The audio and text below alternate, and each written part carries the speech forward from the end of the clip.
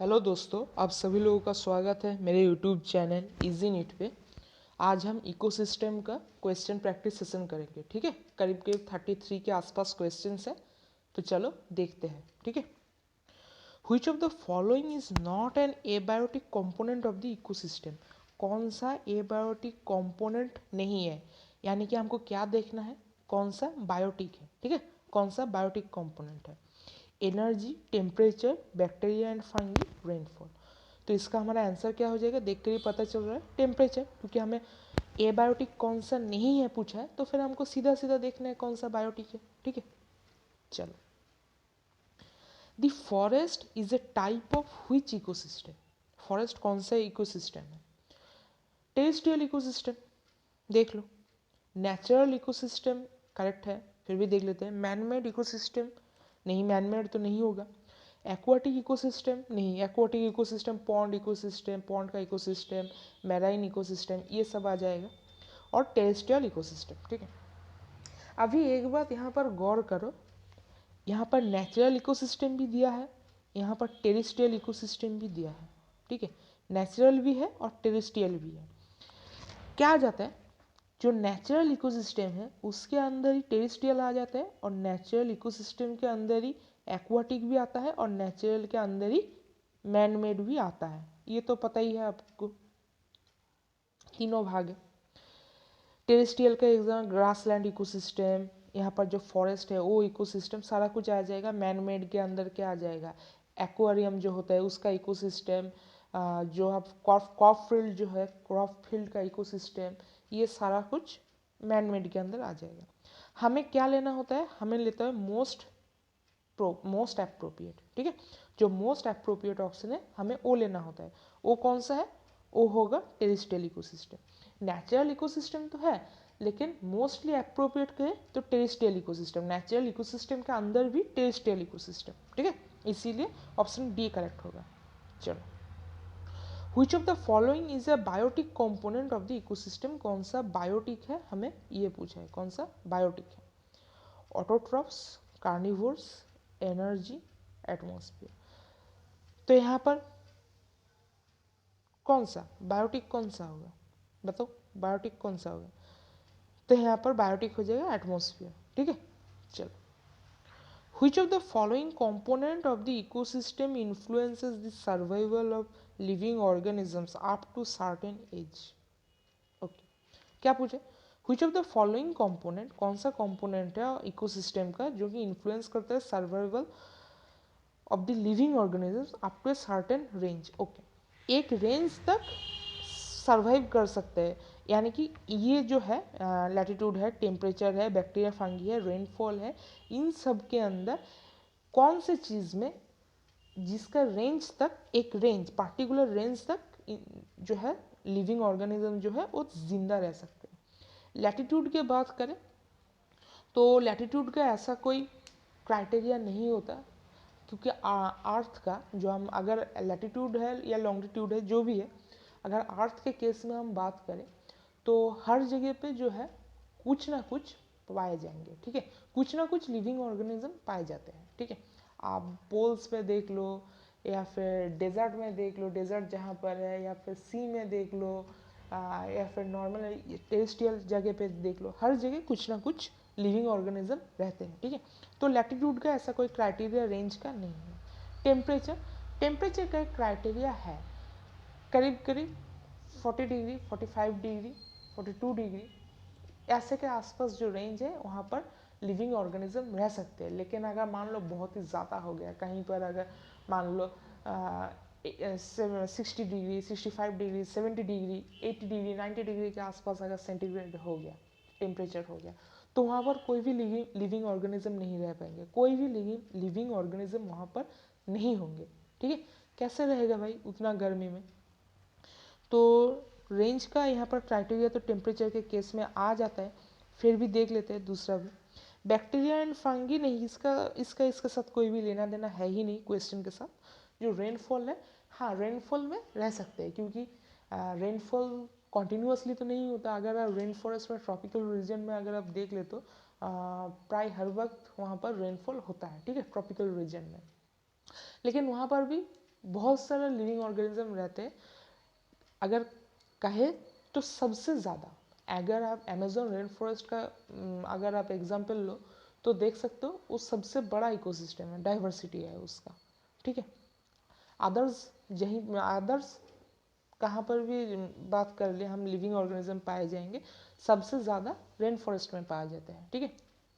तो हमारा correct answer क्या हो गया, हमारा करेक्ट आंसर हो गया ऑप्शन बी, ठीक है। चलो, which term defines the ability of an ecosystem to sustain equilibrium through self-regulation, its functional process? Okay, self regulation ये डेफिनेशन है किसका, होम्योस्टेसिस का, ठीक है। ये याद रखना, होम्योस्टेसिस का ये डेफिनेशन लिखा है, ठीक है। इकोसिस्टम, होम्योस्टेसिस, इकोटोन, बायोम, नहीं इकोसिस्टम का बात नहीं हो रहा है, इकोटोन का, बायोम का भी बात नहीं हो रहा है। तो यहाँ पर जो है ये सेल्फ डेफिनेशन है, याद रखना ये होम्योस्टेसिस का डेफिनेशन है, ठीक है। चलो, करेक्ट आंसर हो गया ऑप्शन बी, सभी बी ही हो रहा है लगभग। व्हिच टर्म डिफाइंस, कौन सा टर्म डिफाइंस कर रहा है, okay, it's a species particular functional role और position within an ecosystem. Okay, which term was defined is a species particular functional role or position within an ecosystem. Ecotone नहीं, ecology नहीं, ecological नीचे हो सकते हैं, as effect नहीं। तो हमारा जो करेक्ट आंसर हो गया वो हो गया ऑप्शन सी, इकोलॉजिकल नीचे, ठीक है। चलो, which of the following is not an ecosystem included in biome? Okay, ecosystem तो नहीं है, कौन से इनमें से, इन चारों में से कौन सा इकोसिस्टम नहीं है लेकिन वो बायोम के अंदर इंक्लूड है? एक्वाटिक इकोसिस्टम करेक्ट लग रहा है, fresh water ecosystem, marine ecosystem, और ये क्या है पता नहीं मतलब क्या, मैं प्रोनाउंस नहीं कर पाऊंगा शायद, एस्ट्रोडीज शायद ऐसा कुछ है। तो इसका जो करेक्ट आंसर हो जाएगा वो हो जाएगा एक्वाटिक इकोसिस्टम, ठीक है। याद रखना, ये याद रखना, ठीक है। चलो, oceans refer to which ecosystem? Okay, ocean कौन सा इकोसिस्टम रेफर कर रहा है? Aquatic ecosystem, marine ecosystem, okay, marine ecosystem more correct है, यही हो जाएगा शायद। टेरेस्ट्रियल इकोसिस्टम नहीं, नेचुरल इकोसिस्टम नहीं, ग्रासलैंड इकोसिस्टम नहीं। नेचुरल इकोसिस्टम नहीं का मतलब नेचुरल इकोसिस्टम तो सही है, लेकिन यहाँ पर मैराइन इकोसिस्टम भी दिया है, ठीक है। ओशन का जो इकोसिस्टम है उसको हम मैराइन इकोसिस्टम कहते हैं। मोस्ट करेक्ट है, मोस्ट एप्रोप्रिएट है, मोस्ट करेक्ट है, जो भी आप कह लो, जो मोस्ट करेक्ट होगा उसको हम हमेशा सिलेक्ट करेंगे। अगर 2 ऑप्शन मिल रहा है, 3 ऑप्शन मिल रहा है, अगर मान लो अगर 3 ही ऑप्शन मिल जा रहा है और ऑल ऑफ द अबव है तो आप ऑल ऑफ द अबव कर दोगे। लेकिन अगर इस केस में, जैसा कि ये जो केस है, अगर मान लो यहाँ पर ये ग्रासलैंड के जगह यहाँ पर दिया रहता, छोड़ो उसे, छोड़ो, ये गड़बड़ हो जाएगी, इसमें एग्जाम्पल वो नहीं देंगे, ठीक है। इसमें एग्जाम्पल दिया तो गड़बड़ हो जाएगा। आप ये समझ लो, जो मोस्ट करेक्ट है उसको हम हमेशा टिक करते हैं। टेरिस नेचुरल इकोसिस्टम भी ओशन का होता है, वो तो नेचुरली है, लेकिन उसको हम पार्टिकुलरली मैराइन इकोसिस्टम कहते हैं, इसीलिए करेक्ट होगा हमारा ऑप्शन ए, ठीक है।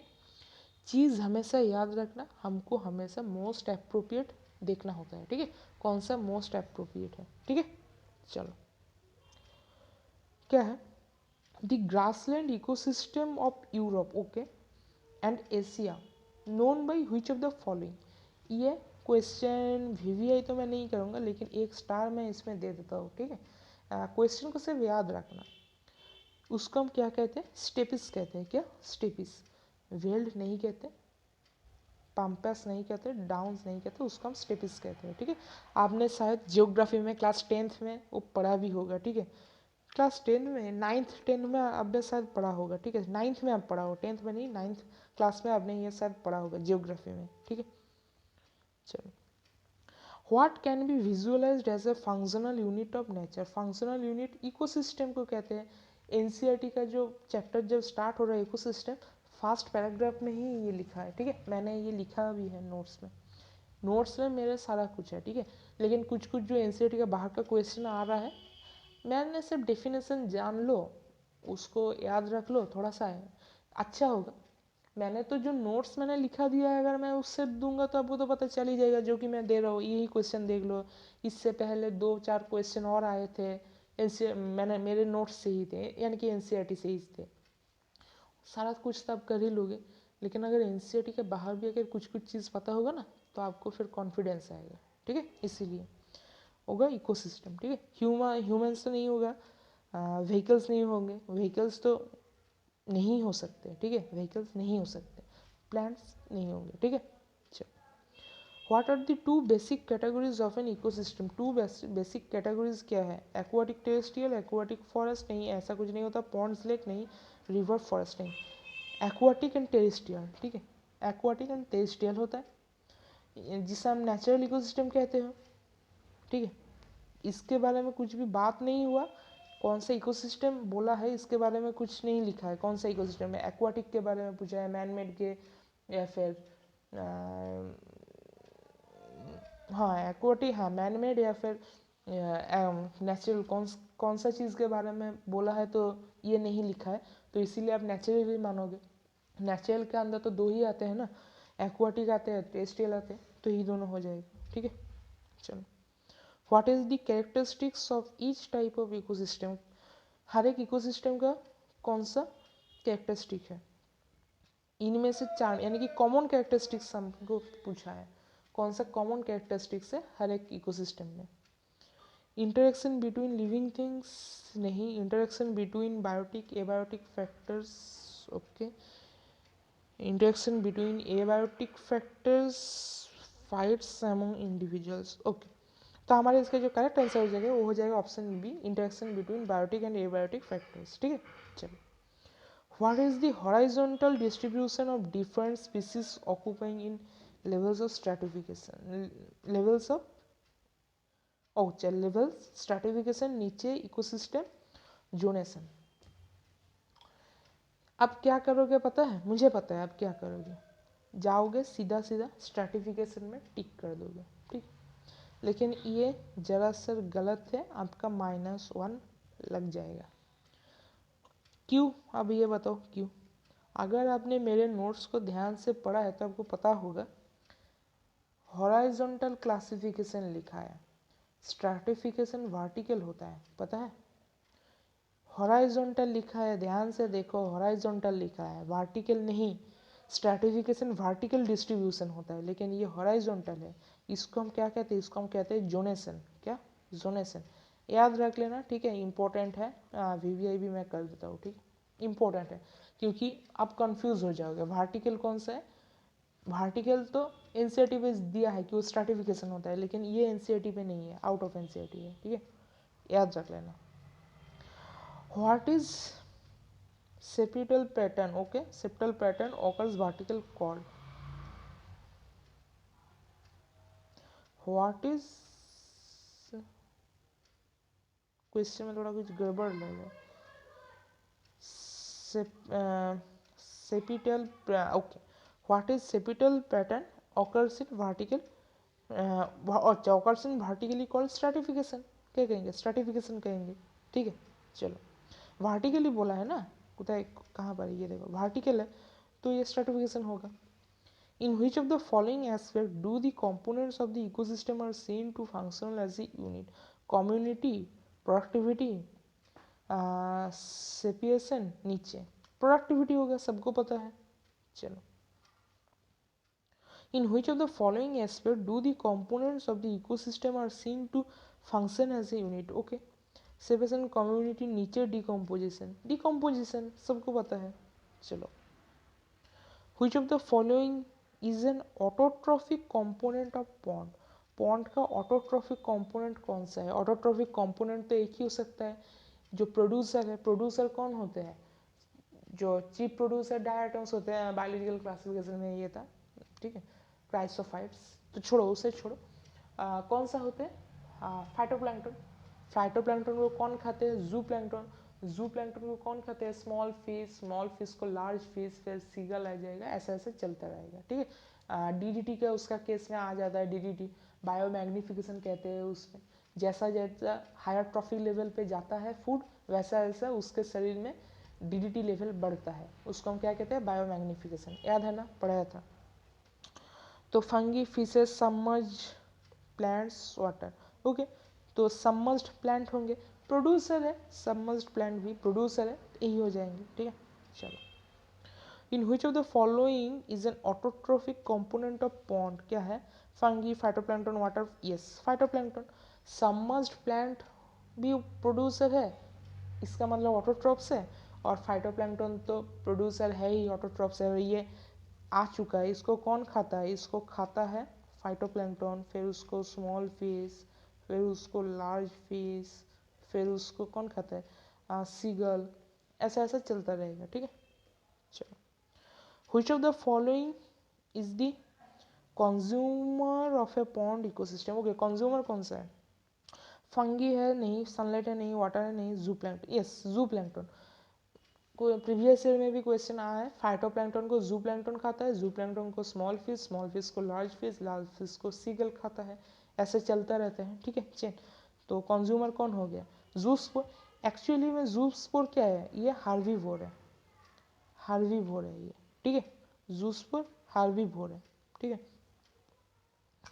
Which of the following is the decomposer of pond ecosystem? कौन सा decomposer है? फंगी, फंगी तो decomposer होते हैं, देख लेते हैं। Zooplankton, phytoplankton, aquatic plants. Fungi, obviously fungi. A pond is, pond क्या है? Biome, community of plants and animals in natural ecosystem. None of the above, none of the above नहीं होगा, बायोम नहीं होगा, community of plants and animals नहीं होगा, natural ecosystem. और natural के अंदर भी क्या है? Aquatic ecosystem. ठीक है, दोनों तरीके के होते हैं ना, terrestrial ecosystem and aquatic ecosystem natural के अंदर। तो स्पेसिफिकली कहे तो ये पॉन्ड क्या है? एक्वाटिक इकोसिस्टम है। ठीक है, चलो। हुई statement is correct regarding man made ecosystem? Man made क्या था, देख लो।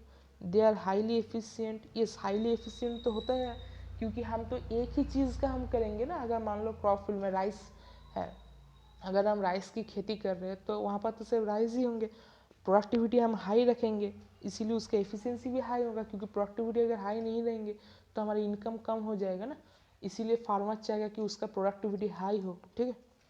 They are poor in diversity, poor in diversity होगा क्योंकि एक ही चीज़, एक ही तरह के स्पीसीज वहाँ पर सिर्फ रहेंगे। अगर मान लो हम राइस करेंगे तो सिर्फ राइस के पीसीज। अगर मान लो हम मैंगो की खेती कर रहे हैं, यानी कि मैंगो का जो पेड़ है, कोई भी फार्म हाउस है, तो उसका अगर मैंगो का पेड़ है अगर वहाँ पर, तो फिर वहाँ पर सिर्फ मैंगीफेरा इंडिका ही रहेंगे। ठीक है। अगर मान लो हम व्हीट का खेती करें तो ट्रिटिकम एसेटिफम सिर्फ रहेंगे वहाँ पर। याद है ना, बायोलॉजिकल नेम्स तो याद होने चाहिए ना। राइस का क्या है? ओराइजा सैटिवा है शायद, ओराइजा सैटिवा ही था। हाँ, ओराइजा सैटिवा। कॉकरोच का क्या है? प्रेरी प्लांट है, अमेरिकाना।